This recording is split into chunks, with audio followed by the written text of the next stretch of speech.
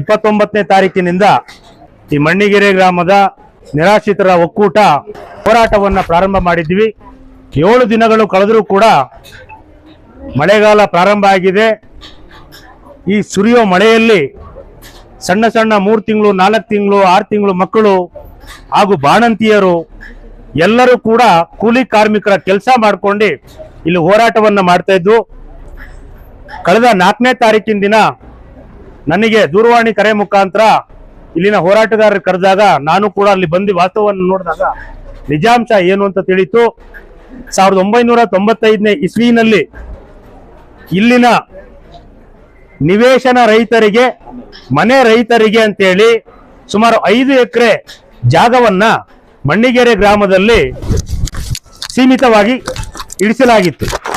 ಈ ಜಾಗ ಅಲ್ಲಿಂದ ಇಲ್ಲಿಯವರೆಗೆ ಆಳಿದಂತ ಎಲ್ಲ ಶಾಸಕರು, ಮಂತ್ರಿಗಳು ಮತ್ತೊಬ್ಬರು ಅದನ್ನ ವಿಂಗಡಣೆ ಮಾಡಿ ವಿಲೇವಾರಿ ಮಾಡದೆ ಕಾಲಹರಣ ಮಾಡ್ಕೊಂಡ್ ಬಂದಾರೆ. ಆದ್ರೆ ಈಗ ಆ ಜಾಗದಲ್ಲಿ ಯಾರಿಗೆ ಆಗಿ ಸೂರಿಲ್ಲದ ಜನಕ್ಕಾಗಿ ಆ ನಿವೇಶನವನ್ನ ಸೀಮಿತಗೊಳಿಸಿದ್ರು. ಅದರಲ್ಲಿ ಈಗಾಗಲೇ ಸುಮಾರು 6 ಗುಂಟೆ ಜಾಗವನ್ನ ಇನ್ನೊಬ್ರು ಒತ್ತುವರಿ ಮಾಡಿದ್ದಾರೆ, ಹಾಗೂ 1 ಎಕರೆ 20 ಗುಂಟೆ ಜಾಗವನ್ನ ಮತ್ತೊಬ್ಬರು ಒತ್ತುವರಿ ಮಾಡಿದ್ದಾರೆ. ಅದು ನ್ಯಾಯಾಲಯದಿಂದ ಅವರಿಗೆ ಏನೋ ತಡೆಯಾಜ್ಞೆ ಬಂದಿದೆ ಅಂತ ಹೇಳ್ತಾರೆ. ಆದ್ರೆ ಎಲ್ಲರೂ ಇವತ್ತಿನ ತಹಸೀಲ್ದಾರ್ ರೀತಿಯಾಗಿ ಸರ್ಕಾರದ ಕೆಲಸ ದೇವರ ಕೆಲಸ, ನಾನು ನಿಷ್ಠೆಯಿಂದ ಮಾಡ್ತೇನೆ ಅಂತ ಹೇಳಿ ಗೌರವಯುತವಾಗಿ ಮಾಡಿದ್ರೆ ಆ ಜಾಗ 1 ಎಕರೆ 20 ಗುಂಟೆ ನ್ಯಾಯಾಲಯದ ಕಟಕಟೆ ಹತ್ತಾ ಇರಲಿಲ್ಲ. ನ್ಯಾಯಾಲಯಕ್ಕೆ ನಮ್ಮ ಅಧಿಕಾರಿಗಳೇ ಇವತ್ತು ಅಲ್ಲಿ ಎಕ್ಸ್ಪರ್ಟಿ ಅಂದ್ರೆ ಯಾರು ಕಂಪ್ಲೇಂಟ್ ಮಾಡಿರ್ತಾರೆ ಅವರು ಸೂಕ್ತ ದಾಖಲಾತಿಗಳನ್ನ ಕೊಡದೇ ಇರುವ ಕಾರಣ ಅದು ಎಕ್ಸ್ಪರ್ಟಿಯಾಗಿ ಮಾಡಿದ್ದಾರೆ.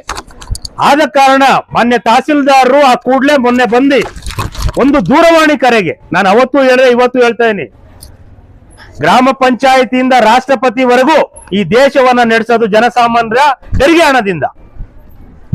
ಅಧಿಕಾರಿಗಳು ಮಾಡಬೇಕಾಗಿರೋದು ಮೊದಲನೇ ಕರ್ತವ್ಯ, ಆದ ಕರ್ತವ್ಯ ಏನು ಅಂದ್ರೆ ಸ್ಪಂದಿಸಬೇಕು, ಕೆಲಸ ಮಾಡೋದು ಬಿಡೋದು ನಂತರದ ಕೆಲಸ. ಇವತ್ತು ನಾನು ರೂಲಿಂಗ್ ಗೌರ್ಮೆಂಟ್ ಅಲ್ಲಿ ನಾನು ಒಬ್ಬ ಕಾರ್ಯಕರ್ತ, ರಾಜ್ಯ ಮಟ್ಟದ ಕಾರ್ಯಕರ್ತನಾಗಿದ್ದೀನಿ, ನಮ್ಮ ಪಕ್ಷದಲ್ಲಿ. ಆದ್ರೂ ಯಾಕೆ ಬಂದಿದ್ದೀವಿ ಅಂದ್ರೆ ಎಲ್ಲರೂ ಹೇಳೋದೇನು, ಜನರಿಗಾಗಿ, ಜನರಿಗೋಸ್ಕರ, ಜನರಿಗಾಗಿ, ಜನರಿಂದ ಜನರಿಗಾಗಿ, ಜನರಿಗೋಸ್ಕರ. ಆದ್ರೆ ಜನಕ್ಕೆ ನಾವು ಏನು ಮಾಡದೇ ಇದ್ರೆ ನಾವು ಆಳ್ವಿಕೆ ಮಾಡೋದೇನಕ್ಕಾಗಿ? ಹಾಗಾಗಿ ತಹಸೀಲ್ದಾರ್ ಅವರು ಮೊನ್ನೆ 4ನೇ ತಾರೀಕು 2 ಗಂಟೆಗೆ ದೂರವಾಣಿ ಕರೆ ಮಾಡುದು, 3 ಗಂಟೆ 3 ಗಂಟೆಗೆ ಆ ಸ್ಥಳಕ್ಕೆ ಬಂದು ಪಾಪ ಆ ಮಳೆಯಲ್ಲಿ ಇಡೀ ಸ್ಥಳವನ್ನ 2 ಗಂಟೆ ಟೈಮ್ ಸಮಾಧಾನದಿಂದ ವೀಕ್ಷಣೆ ಮಾಡಿ ಎಲ್ಲರ ಹವಾಲನ್ನ ಸ್ವೀಕರಿಸಿ, ನೀವು ಈಗಾಗಲೇ ಅರ್ಜಿಯನ್ನ ಕೊಟ್ಟಿದ್ದೀರಿ, ಮತ್ತೊಮ್ಮೆ ನನಗೆ ನೇರವಾಗಿ ತಮ್ಮ ಎಲ್ಲ ಸಂಬಂಧಪಟ್ಟ ದಾಖಲಾತಿಗಳನ್ನ ತಗೊಂಬಂದು ಕೊಡಿ, ನಾನು ಸಂಬಂಧಪಟ್ಟವರ ಜೊತೆ ಮಾತಾಡಿ, ಈಗಾಗಲೇ ಅದು ಪಂಚಾಯತಿಗೆ ವರ್ಗಾವಣೆ ಆಗಿದೆ, ಇಒ ಅಂಡರ್ ಬರುತ್ತೆ, ಇಒ ಅಂಡರ್ ಬರುತ್ತೆ ಅಂತೇಳಿ ಇಲ್ಲಿ ತನಕ ಬೇರೆ ಅಧಿಕಾರಿಗಳು ಕಾಲಹರಣ ಮಾಡ್ತಾ ಇದ್ರು.